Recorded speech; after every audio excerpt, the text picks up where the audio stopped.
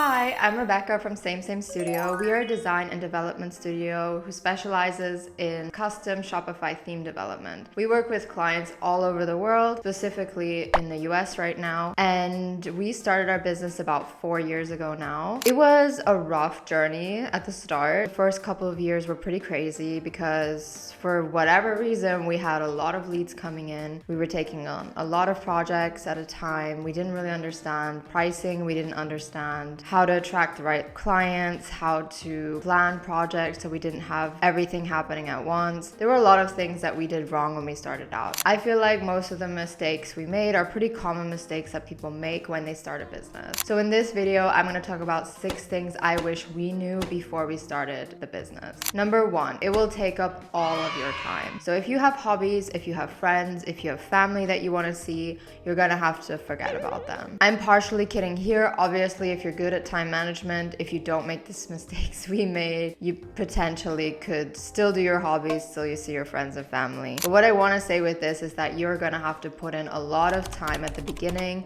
before you see any results. There's going to be a lot of energy that goes into running the business at the beginning, and I think people underestimate this when they start out. A lot of people see their business as the work that they do. For example, for us, it would be design and development, but they forget about all the stuff that goes around that. And all that stuff takes up a lot of time. You're never out of office when you're self-employed. When you're employed somewhere, you can go in, do your work, leave, and forget about it till you go in the next day. That's not the case when you're self-employed. It's a lot of mental load that is there constantly. It's there 24/7. You can never turn it off. Of course, there are things you can do to take your mind off of things, like hobbies, like seeing friends and family. So I do recommend still doing that, even if you feel like there's so much work to do and you don't have the time. Try to take the time for those things because it does help you keep your mind off of work. The second thing, which has to do with the first point, is burnout is real and burnout is a risk. So when we started out, the first 2 years were crazy and we were not good at managing things. We just wanted to do as much work as possible, make as much money as possible, get as many clients as possible so that they would refer us. For us, that meant that we were successful. The thing is though, we had a lot of money at the time, but we had too many things going on at once, which I feel like was not a success, and it wasn't a good business strategy because while yes, we had the money to theoretically lead a good life and have fun with it, we didn't have the time for any of that. Plus, it took a huge toll on our mental and physical health. I really do believe that we experienced burnout, both of us. I feel like I'm now recovering from it 2 years later. So at the 4-year mark of the business, I feel like I'm recovering from those first 2 years. I think it's important to remember that just because you can work whenever you want when you're self-employed doesn't mean you should work all the time. I think that's something that I struggled with, is that anytime I had free time, I was like, oh, let me do something for the business. But what I was forgetting is that sometimes I needed that free time to recover from the work I was doing before. I felt like I needed to work every minute of every day, every weekend to keep the business running and to keep the leads coming in and to keep the business being successful. But it wasn't necessary. Now what I do is I have certain tasks that I have for the day to complete. Once I've completed those, I go home because I can. That's the point of self-employment, is to be flexible with your time and not to just work every hour of every day. You're going to be thinking about the business constantly anyway, but you don't have to be working actively on it 24/7. So be mindful about taking holiday, taking days off, have your weekend, have your 5-day work week and your 2-day weekend. Have a 3-day weekend if you have time for that. We do that now and it's honestly life-changing. I think something that we didn't think about when we started is that running a business is a long game. It's not something where you put in a lot of work and you see an instant return. You are constantly putting in work. You constantly have to find new leads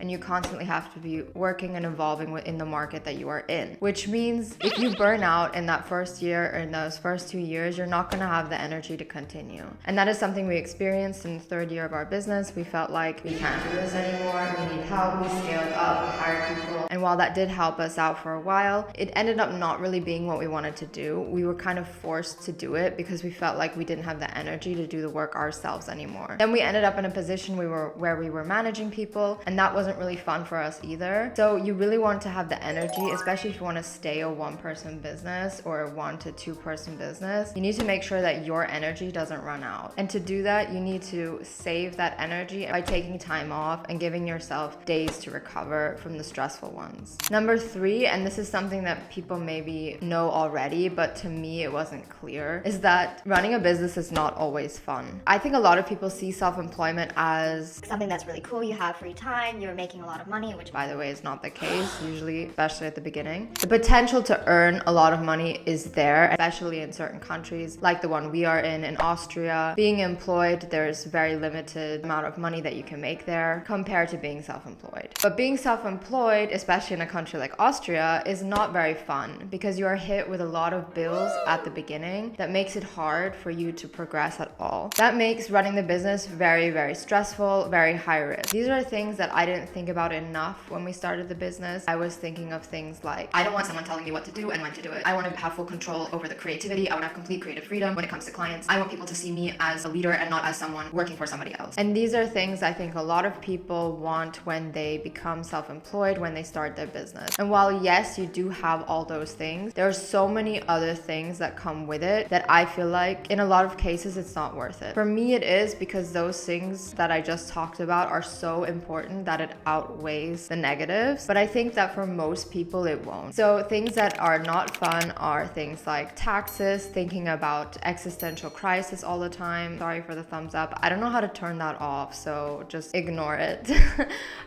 Taxes, social security, all the bills you're hit with at the beginning before you've even made any money at all. And then all the things that you have to think about to keep the business running. Having leads coming in, closing contracts, making sure you have enough money for the whole year. You're not just thinking about, do I have enough money for this month? You're thinking about, do I have enough money for this year? So you're always thinking long term, and that can be super stressful. It's also a process to get to a point where you've established a name for your business, a brand that people know, that people respect, and that people want to buy from. That is something that takes years. It took us probably about a year, but I feel like for some people it can take 2, 3, 4, 5 years to get to that stage. And that is a long time to be struggling and living month to month and to having financial existential crises. And to be honest, it's something that I feel like we still have sometimes. The thing is, when you grow, your fixed costs grow, then that means you have to make more money to meet those fixed costs. I feel like I'm constantly in a balancing act between this is really fun and I love my job, and this is super stressful and maybe I should just stop. It always ends up with me being like, no, because I would be even more unhappy working for someone else. So I'm just going to cut my losses when it comes to the stressful parts of the business and focus on the positives. But I think for a lot of people, negatives can become so stressful that they do want to quit, and I think that's totally valid. Had I been able to look into the future and see all the struggles I've gone through and we've gone through with the business, all the negative things that have happened, would I do it again? I think I probably would, because I would appreciate the freedom I have and the work-life balance I have now, which I don't think I would have in an employment. It's just something that I think a lot of people don't think about when they start their business. Number 4, people in your life will not understand what you are doing. So if you have friends and family who are employed, they will not understand you and your struggles. So when you talk about your business, it'll be a very shallow conversation because they're unable to understand fully what you are going through. And this is something I struggled with a lot when I would tell people about things that weren't going well in the business. Obviously, they were comforting me, but they didn't know how because they didn't know the severity of the things I was going through. So when I tell someone I had to lay people off, they see that as like this huge thing and like, oh my God, I'm so sorry. But the thing is that that's a totally normal business decision to make, and it's actually not that serious. Obviously, it's not great if you have to scale down. I'm not trying to say that that's not a big deal. But if you're in a position where you can scale down and still become profitable, it's actually a success. And they don't understand the complexity of that. So having those reactions makes me feel negative about the business, even though I actually felt positive about being able to scale down and go back to being just me and the other Rebecca in our business. That felt like a success to me. So that's just one example of where I felt like I didn't want to talk to people about the business because they don't get it. So my recommendation is find people who are also self-employed. Be active in your network of self-employed. Be active online to meet people who are also self-employed so you can talk to someone about what you're going through. Because every time I post something online about something we're going through, I get so many positive comments from other people who are running a business, and you can tell they just get it. And it's such a good feeling, and it feels much better than when you tell someone in your local network, like your friends and your family, about something, you're like, oh, I'm so sorry, but it's actually, that's like the completely wrong reaction. Or maybe they react positively to something that's actually not that great. Running a business can feel super lonely if you don't have someone to talk to about it. It can be frustrating when you feel like people don't understand what you're saying. I have the other Rebecca, so we're two people running our business, and that makes me feel less alone already, obviously because I'm not carrying the entire risk myself, but also because I have someone to talk to who understands what I'm going through. And when I talk to other people who are self-employed, I have that same feeling. Either look for somebody who can run the business with you, or look for someone who's going through something similar and talk to them about it. You'll feel much better about it and feel less lonely running a business as a single person if that's what you're doing. Number 5. There are so many fires that happen unexpectedly, and you are solely responsible for putting them out. So when you are employed, huge benefit, I think this is the biggest benefit about employment, is that if you mess up, the worst case scenario is that you get fired. And I'm not trying to downplay that because that's super serious. But let's say you do get fired. You're out of the company, you're gone. You have no responsibility when it comes to the fallout caused by your mistake. So if there is fallout, financial or existential or marketing and the brand, the reputation of the company, it doesn't matter to you because you were fired, you leave and you're done. But if it's your company and somebody else makes a mistake in your company, or you make a mistake in your company, the fallout from that is completely on your shoulders, and it's your job to fix it, and people are going to blame you. Because every time you make a decision, every time you do anything really, if you make a mistake there and there's fallout, maybe there's fallout for your client because of your mistake, they're gonna blame you. They're gonna come to you and ask you, why did that happen? How can you fix it? And obviously it is your responsibility to fix that, and you should. Does it get easier? Yes. You have more experience over time. You're less likely to make mistakes. Generally speaking, if you have common sense and you understand what you're doing, you're not gonna make mistakes that are gonna lead to a huge fallout. But it's still a risk that's there in your job that you don't have when you're employed. I feel like it's a burden that gets smaller and less scary the longer you're in business. However, if you start to scale up and you start to hire people, or you work for bigger clients where the risk is higher, the project budgets are higher, that can grow again and that can feel scary again. It's something I didn't really think about actively when we started the business. The fact that I'm carrying the entire risk is also the reason why you make more money being self-employed. So part of the reason why you don't make a lot of money as an employed person is that you're not carrying the entire risk. When you go up the food chain in an employment, so let's say you get a promotion to a management position, the risk you take on there is higher, the responsibility you have there is higher, and that's why you earn more. A lot of people hate on CEOs and they hate on managers because they don't do the actual work and they make more money. The thing is, they're taking on the entire responsibility and the entire risk of a project being successful. So that's where that salary is coming from and not from the work itself. So you can see yourself as a manager or a CEO of your business. That's what you are, and you should be paying yourself a lot of money for that because it is a really, really tough position to be in. Number 6, and I briefly touched upon this at the beginning of the video, is you will be doing a lot of things as a self-employed person that have nothing to do with what you actually wanted to do.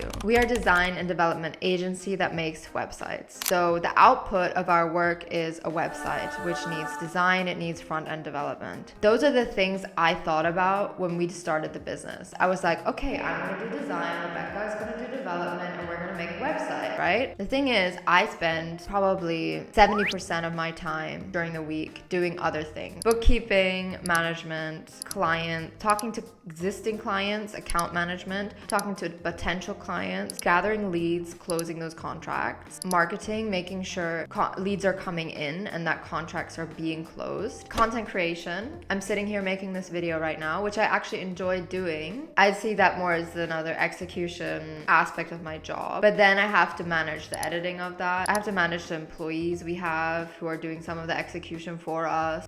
What else do I do? I feel like I have 10 jobs, and when we started the business, I was just thinking about one job, and that was design for websites. So I think that's something a lot of people underestimate, is how much time goes into running the business as opposed to doing the work. It's about 70% for me, I'd say, but it's because we have a lot of things that we do beside just making making a website, for example. Like the content we create for YouTube, we have a newsletter, we have a lot of educational content on top of the work we do for clients. So I feel like we kind of did that to ourselves. But things that you definitely need to think about when you start a business are things like bookkeeping, managing your accounts, so managing the clients, marketing, getting new leads, closing potential clients and potential contracts. If you decide to hire somebody, even if it's just a freelancer, you're going to be managing them, you're going to be providing art direction to them, and you're going to be providing feedback regularly. There's a lot of emails you're going to be writing. I feel like I'm constantly just writing emails. That's my job. There are some ways that you can minimize all the admin work that goes into running a business, and it comes down to how you position yourself. So if you position yourself as a studio, an agency, or one-person show that works for their own client, that's where all of that admin work starts to add up and you feel like you're doing 10 jobs. If you position yourself as a freelancer, as a contractor that is contracted by other agencies who have clients, your admin work is going to be a lot lower than somebody who's working with their own clients. Why? You don't have to manage clients, you don't have to manage potential leads. Your leads are agencies and agency network. So you're going to be referred from agency to agency, you're going to be working with the agency. The agency works with the client, deals with the client, all the feedback, and they relay all that to you. They usually give you specific tasks, deadlines, timelines. They do all the project management. You don't have, oh my God, I forgot about project management. Duh. They do all of that. And all you have to do is finish your work, hand it off to them. They come back with feedback. You work that in, hand it off again. It is a little bit more like an employment with the benefits that come with being self-employed. Like you do get to decide when you do the work. While the agency probably gives you deadlines, you can still decide when do you do the work. Do you work from 9 to 5 or do you work in the evenings? Do you only work mornings? That kind of thing. I think that's something that probably most people would be really happy with. And I don't think everybody wants to do the own client situation. They might think they want to do that because it does involve more creativity, but you do need to remember that being creative is only going to be a very small part of that job, and doing all the admin, doing all the business running is going to take up a lot of your time, and you need to ask yourself, do you want that or not? So those were the 6 main things I feel like I didn't think about enough before starting the business. And if I could go back and do everything again with the knowledge I have now, I feel like I wouldn't have made a lot of the mistakes that we did make in those first 2 years, and I feel like our lives would have been a lot more comfortable. We wouldn't have experienced burnout. We wouldn't have taken on way too many projects at a time. We would have changed our pricing strategy, our positioning strategy. Just we would have run the business completely different. And if you're interested in learning those things that we learned in the last 3-4 years of our business, check out our business course, Creative Business Essentials. It goes over all of the key things that you need to know before starting a business. If you feel like you're struggling with your business right now, it can help you get out of a rut. It can help you figure out what is the issue and why are you not finding success yet. Get the link to our course in the description below, and don't forget to like and subscribe to our channel for more educational content for your creative business. Peace.